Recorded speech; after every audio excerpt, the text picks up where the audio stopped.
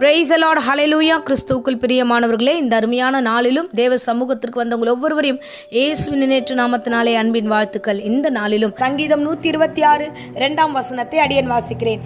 அப்பொழுது நம்முடைய வாய் நகைப்பினாலும் நம்முடைய நாவு ஆனந்த சத்தத்தினாலும் நிறைந்திருந்தது. அப்பொழுது கர்த்தர் இவர்களுக்கு பெரிய காரியம் செய்தார் என்று புறஜாதிகளுக்குள்ளே சொல்லிக் கொண்டார்கள். ஆமேன், ஹல்லேலூயா. அருமையான வார்த்தைகள் இந்த நாட்களில் ஆண்டவர் நம்மோடு பேசுகிறார். பாருங்களேன், இஸ்ரவேல் ஜனங்கள் அடிமைத்தனத்தில் ஒரு காலகட்டத்தில் இருக்கும் பொழுது அவங்களுடைய வாய் எப்படி இருந்துச்சுன்னா ஒரே துக்கத்தின் வார்த்தைகளாக இருந்தது. அவங்க வாய் முழுவதும் அவங்க எதை பண்ணாலும் எதை செய்தாலும் அழுகையோடு சத்தம் தான் அந்த வீட்டில் கேட்டுச்சு, அந்த ஊர்களில் கேட்டது, எகிப்து தேசத்தில். ஆனால் இன்னைக்கு ஆண்டவர் அவர்களுடைய காரியங்களை மாற்றுகிறார். ஆமேன், ஹல்லேலூயா. அதுதான் இந்த வசனத்தில் வாசிக்கிறோம். முதல்ல அவங்க அடிமையாக இருக்கும்போது அழுதார்கள், அவங்க அடிமையாக இருக்கும்போது புலம்பினார்கள், அவர்கள் அடிமையாக இருக்கும்போது தோற்று போனது போல தன்னுடைய வாழ்க்கை முடிந்தது போல ஒரு சூழ்நிலை இருந்தது. ஆனால் கர்த்தர் அந்த சீயோனுடைய சிறையிருப்பை திருப்புகிறார். திருப்பும் பொழுது அவங்களுடைய நிலைமை முற்றிலுமாய் மாறுகிறது. எப்பேர் பெரிய மாற்றம் தெரியுமா? அங்கே இருக்கிற புறஜாதிகள்லாம் இவங்களை பார்த்து, பாரு இவங்க கூட இருக்கிற ஆண்டவர் எவ்வளோ பெரியவர், பெரிய காரியங்களை செய்தார் என்று சொல்லி சாட்சிகள் புறஜாதிகள் சொல்லத்தக்கதாய் கர்த்தர் மாற்றுகிறார். ஆமென், ஹல்லேலூயா. அன்பு பிள்ளைகளே, உங்களுடைய வாழ்க்கையிலும் இந்த நாளில் நீங்கள் அழுது கொண்டிருக்கீங்களா? இந்த நாளில் வேதனையோடு கர்த்தாவே என்னை யார் விடுதலையாக்குவார் என்று ஆண்டவரே இந்த அடிமைத்தனத்திலிருந்து போராடி கொண்டிருக்கிறேன் என்று கவலையோடு துக்கத்தோடு இருக்கீங்களா? இன்னைக்கு கர்த்தர் உங்களோடு பேசுகிறார். அன்பு பிள்ளையே, உனக்காக சிலுவை சுமந்த ரட்சகர் ஒருவர் இருக்கிறார். அவர் உங்களுடைய பாடுகளுக்காக அவர் சிலுவை சுமந்தார், உங்களுடைய துக்கங்களுக்காக அவர் பாடுகளை ஏற்றுக்கொண்டார். ஆகையால துக்கத்தோட வேதனையோட ஒரு வேளையில இந்த பிரசங்கத்தை நீங்க கேட்டுட்டு இருந்தீங்கன்னா தெய்வம் உனக்காக இருக்கிறார் என்பதை நீங்க மறந்துடாதீங்க.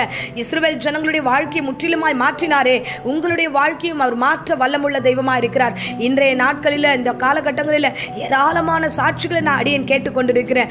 ஆண்டவர் ஒவ்வொருடைய வாழ்க்கையின் காரியங்களை மாற்றிக்கொண்டே இருக்கிறார். ஆமென். பாவத்தில் இருக்கிறவர்களை பரிசுத்த வாழ்க்கைக்கு நேராக கர்த்தர் நடத்துகிறார். அடிமைத்தனத்தில் இருக்கிறவர்களை சுயாதீன பிள்ளைகளாய், விடுதலையாக்கப்பட்ட பிள்ளைகளாய் ஆண்டவர் சாட்சியாய் நடத்தி கொண்டிருக்கிறார். ஆம், உண்மையாகவே இஸ்ரவேல் ஜனங்களை கொண்டு வரும்பொழுது சுற்றி இருந்த அநேக புறஜாதிகள் எப்படி திகைத்து இவர்களுக்கு கர்த்தர் பெரிய காரியம் செய்தார் என்று சாட்சிகளை கொடுத்தார்களோ அதே சாட்சி உங்கள் வாழ்க்கையில நடக்கும். கர்த்தர் உங்கள் வாழ்க்கையில பெரிய காரியங்களை செய்வார். இயேசு கிறிஸ்து உங்களுக்காக செய்ய அவர் காத்திருக்கிறார். இனி வரும் நாட்கள்லாம் எப்படி இருக்க போறீங்க தெரியுமா? உங்க வாயில நகைப்பு இருக்க போகிறது, எப்பொழுதும் மகிழ்ச்சி இருக்க போகிறது. அக்கம் பக்கம் வீட்டில் இருக்கிறவங்க எல்லாம் கேட்டிருப்பாங்க, என்ன உங்க வீட்டில் எப்ப பார்த்தாலும் சண்டையா இருக்கு, எப்ப பார்த்தாலும் பிரச்சனையா இருக்கு, ஏன் இப்ப பார்த்தாலும் இந்த அழுகை குரலாவே இருக்கு, ஏன் ஓயாம சண்டை போடுறீங்கன்னு கேட்டுட்டு இருப்பாங்க.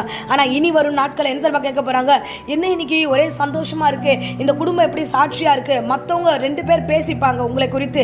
பாருங்க, அவங்க வீடு சூழ்நிலை மாறி இருக்கு, அவங்க எப்பொழுதும் மகிழ்ச்சியா இருக்காங்க, ஆனந்த சத்தத்தோடு இந்த இடத்துல இருக்கிறாங்க. கர்த்தருடைய சத்தம், கர்த்தருடைய வார்த்தை, கர்த்தருடைய பாடல்கள் என்று உங்கள் வீடுகளில் கேட்க போகிறது. கர்த்தர் பெரிய பெரிய காரியங்களை செய்ய போகிறார். ஆமென். அன்பு பிள்ளையே, சோர்ந்து போகாதே. இந்த நாளில் கர்த்தர் உங்களோடு கூட பேசுகிறார். உங்கள் சிறை இருப்பை மாற்றுகிறது. யாருக்கு தெரியுதோ இல்லையோ, உங்கள் அக்கம் பக்கம் சுற்றி இருக்கிறவர்களுக்கு, புறஜாதிகளுக்கு மத்தியில் ஒரு பெரிய சாட்சியை கர்த்தர் ஏற்படுத்தி தருவார், பெரிய காரியங்களை செய்வார். ஆமென். இப்பொழுதும் அடியேன் உங்களுக்காக ஜெபிக்கிறேன். அன்பு ரட்சகா, இந்த அருமையான வேளையில இந்த வேத வசனத்தின் மூலமாய் கர்த்தாவே நீர் பேசினீரே, அதற்காய் ஸ்தோத்திரம். இனி நீ அழுது கொண்டீரா என்று இந்த வாரத்தில் எங்களோடு பேசினீரே, அதே போல ஆண்டவரே இவருடைய வாய் நகைப்பில் இருக்க போவதுக்காய் ஸ்தோத்திரம்.